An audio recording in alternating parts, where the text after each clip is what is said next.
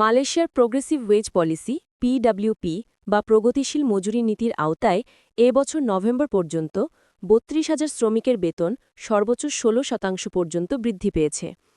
এই নীতি বাস্তবায়নে এখন পর্যন্ত নিয়োগদাতাদের মাঝে ৩৪ মিলিয়ন রিঙ্গিত প্রণোদনা দেওয়া হয়।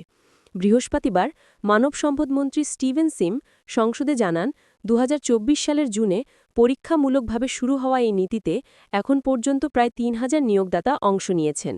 এসব প্রতিষ্ঠানে কর্মরত শ্রমিকরা বেতন বৃদ্ধির পাশাপাশি বছরে কমপক্ষে ২১ ঘণ্টা প্রশিক্ষণ গ্রহণ অথবা রেকগনিশন অফ প্রায়র লার্নিং বা আরপিএল কার্যক্রমে অংশ নেওয়ার শর্তে প্রণোদনার জন্য যোগ্য হয়েছেন।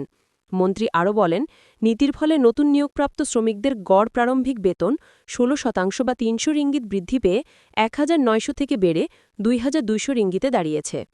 আর ১২ মাসের বেশি সময় ধরে চাকরিতে থাকা শ্রমিকদের ন্যূনতম বেতন ১৩% বা ২১৯ রিঙ্গিত বৃদ্ধি পেয়ে ২,২০০ থেকে বাড়িয়ে ২,৪৮৯ রিঙ্গিত করা হয়েছে।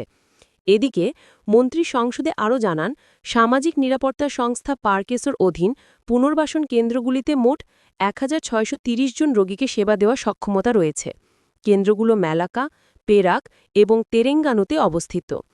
পেরাকের মেরু এলাকায় নতুন পুনর্বাসন কেন্দ্রটি গত ২২ জুলাই ধাপে ধাপে কার্যক্রম শুরু করেছে এবং এখন পর্যন্ত ২৩২ রোগী চিকিৎসা নিয়েছেন।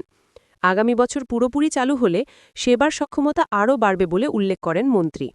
সম্প্রতি সংসদে লিন্ডুং 24/7 সুরক্ষা স্কিম অনুমোদিত হওয়ায় কর্মীরা কর্মঘণ্টার বাইরে থাকাকালেও সুরক্ষা ও ঝুঁকির ক্ষেত্রে সুরক্ষা পাবেন। এতে সারা দেশের প্রায় ১ কোটি আনুষ্ঠানিক খাতে শ্রমিক উপকৃত হবেন বলে মন্ত্রণালয় জানায়। প্রগতিশীল মজুরি নীতি শ্রমিকদের আয় বৃদ্ধি ও দক্ষতা উন্নয়ন দুই দিকেই ইতিবাচক পরিবর্তন আনছে বলে সংশ্লিষ্টরা মনে করছেন।